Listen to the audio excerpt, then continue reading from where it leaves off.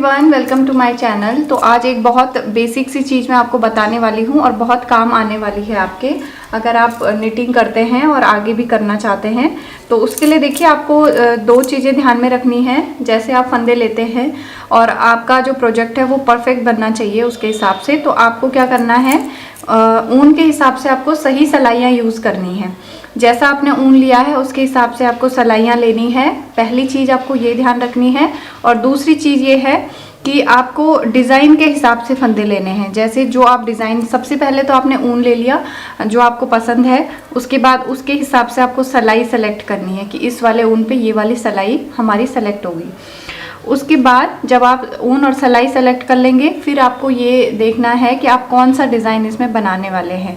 आपको एक छोटा सा सैंपल उस डिज़ाइन का बना लेना है उस ऊन और उस सलाई पे।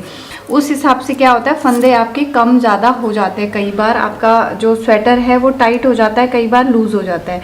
जैसे थोड़ा खुले वाले डिज़ाइन, स्ट्रेचेबल डिज़ाइन में स्वेटर खुल जाता है, ढीला हो जाता है, और जो केबल वाले डिज़ाइन होते हैं टाइट जो हो जाते हैं बनने के बाद, उसमें आपका स्वेटर टाइट बन जाता है। क्योंकि आपको जो एक नाप मिलेगा, जो भी अगर आप वीडियोस फॉलो करते हैं या कोई भी आपको बताता है, तो वो आपको एक जनरल आइडिया देता है कि आपको इतने फंदे इस माप के लिए लेने हैं। लेकिन जब आप लेते हैं उसके बाद आप डिज़ाइन जो बनाते हैं उस हिसाब से फंदे कम ज़्यादा हो जाते हैं।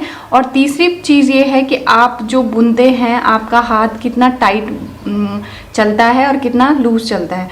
जब आप बनाते हैं तो हर किसी का जो बुनने का तरीका है वो थोड़ा कम अलग अलग हो सकता है। किसी का थोड़ा सा लूज़ बनता है और किसी का थोड़ा सा टाइट बनता है। तो उस हिसाब से भी आप एक सैंपल बनाएंगे, ऊन लेंगे, सलाई सेलेक्ट करेंगे, एक सैंपल बनाएंगे और फिर आप देखेंगे कि आपका कैसा वो बन रहा है। अगर आपका जितने फंदे आपने लिए हैं उस हिसाब से वो सही बन रहा है, यानी कि टाइट नहीं हो रहा है ज़्यादा और लूज़ भी नहीं हो रहा है, तो फिर आपको फंदे लेने का तरीका बताती हूँ मैं, कैसे आपने फंदे लेने हैं। तो देखिए, ये मेरे पास अलग अलग टाइप की ऊन है। जनरली जो हम जैसे रेडीमेड लुक में आपको स्वेटर चाहिए होता है, तो उसके लिए थोड़ी बारीक ऊन हम लेते हैं। ये 3 प्लाई की आती है, 3 प्लाई बोलते हैं इसको। और ये थोड़ा सा कभी ज़्यादा थिकनेस में आती है और कभी थोड़ा सा कम में आती है। तो ये ओसवाल और वर्धमान की आपको इजीली मिल जाती है।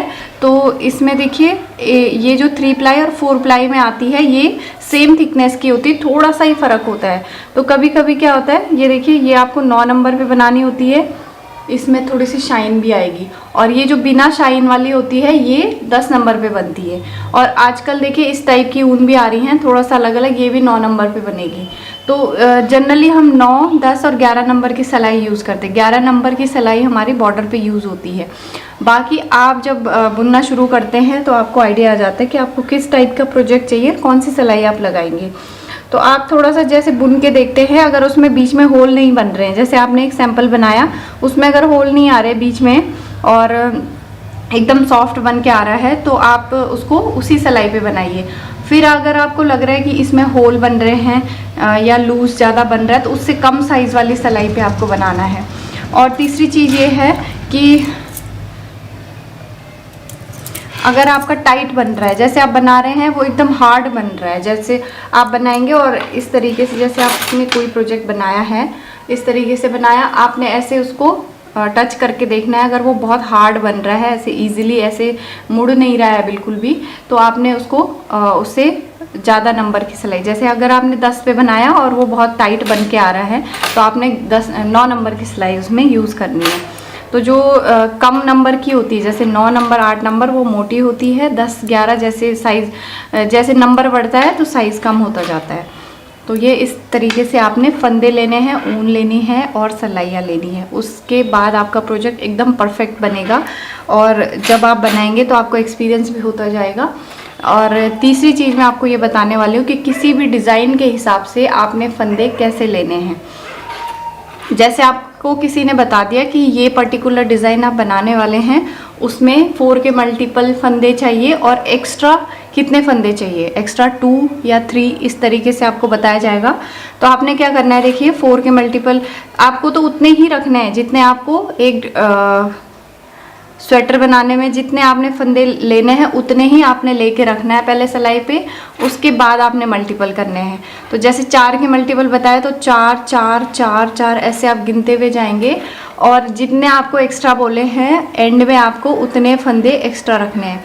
अगर आपका वैसा नहीं होता है, जैसे आपने 4 4 के मल्टीपल कर दिए और एंड में आपके 2 ही बच रहे हैं, लेकिन लेने आपको 3 थे, लेने आपको 3 है तो 2 ही बच रहे हैं, तो आप एक फंदा सिर्फ एक्स्ट्रा डाल सकते हैं। अगर एक फंदा आपको कभी कम पड़ता है तो आप एक्स्ट्रा डाल सकते हैं, लेकिन अगर 4 के मल्टीपल आपने कर लिया और 3 फंदे आपके पास कम हो रहे हैं, तो आपने क्या करना है, एक 4 का मल्टीपल हटा देना है उसमें से और 3 फंदे लेने हैं और एक फंदा आपको एक्स्ट्रा साइड पे कहीं एडजस्ट करना है, यानी कि इस साइड पे या इस साइड पे।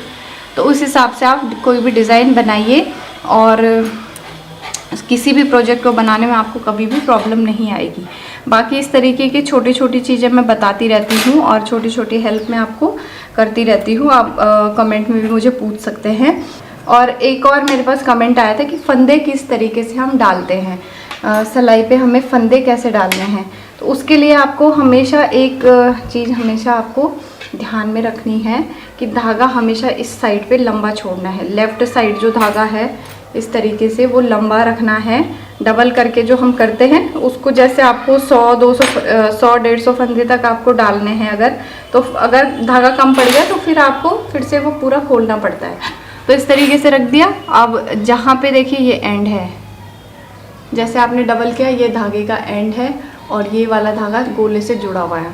यहीं पे आपने ऐसे पकड़ना है इस वाले राइट हैंड से ऐसे, और इसको ऐसे लपेटना है ऐसे, फिर इसमें एक सिलाई डालनी ऐसे, और ये वाला जो एंड है ये आपका छूटना नहीं चाहिए।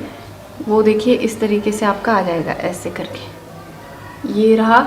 अब हमें इन दोनों के साथ आगे काम करना है, तो इस तरीके से करेंगे और ऐसे पकड़ेंगे ऐसे करके, यहाँ से लिया और ऐसे करके कर दिया, फिर यहाँ से लिया ऐसे करके कर दिया, फिर यहाँ से लिया ऐसे कर दिया, फिर यहाँ से लिया ऐसे कर दिया।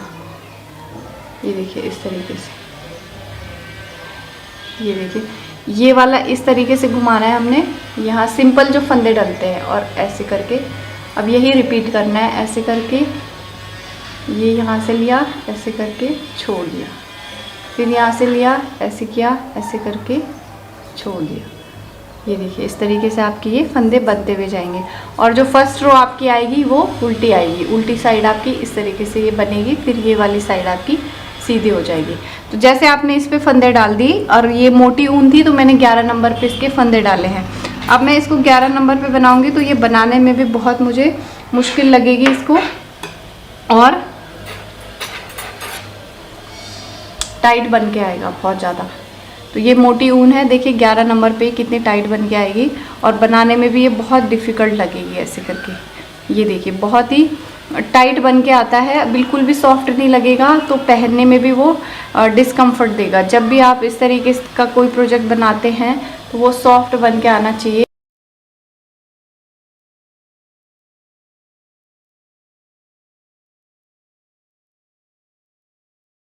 एकदम हार्ड अगर बनाएंगे तो वो गर्माहट भी कम देगा। तो ये देखिए इस तरीके से किया।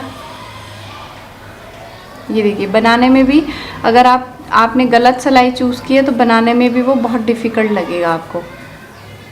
और अगर आपको ऐसा लगता है कि बहुत टाइट बन रहा है तो आपने दूसरी सिलाई यूज़ करनी है इस पर, तो क्योंकि इस पर 9 नंबर की सिलाई लगेगी। और अगर कभी कभी आपको थोड़ा थिक चाहिए होता है, मतलब आप चाहते हैं कि थोड़ा सा मोटा बन के आए, तो आप 10 नंबर की कर सकते हैं, 9 की जगह आप 10 कर सकते हैं इस तरीके के प्रोजेक्ट में। ये देखिए ये ऊन काफ़ी मोटी है, वैसे तो ये 3 प्लाई है, लेकिन इस पे एक अलग से ये देखिए ये धागा लगा हुआ है, तो इस तरीके से ये बनेगा, ऐसे ये आएगा। तो आप इन चीज़ों का ध्यान रखिए और आप बुनाई शुरू कर सकते हैं। और अगर आप बुन रहे हैं तो आप कंटिन्यू कर सकते हैं, तो फिर बनाइए। और जो भी क्वेरीज आपकी होती है आप मुझे कमेंट में लिखिए, और मिलेंगे नेक्स्ट वीडियो में। तब तक के लिए बाय बाय।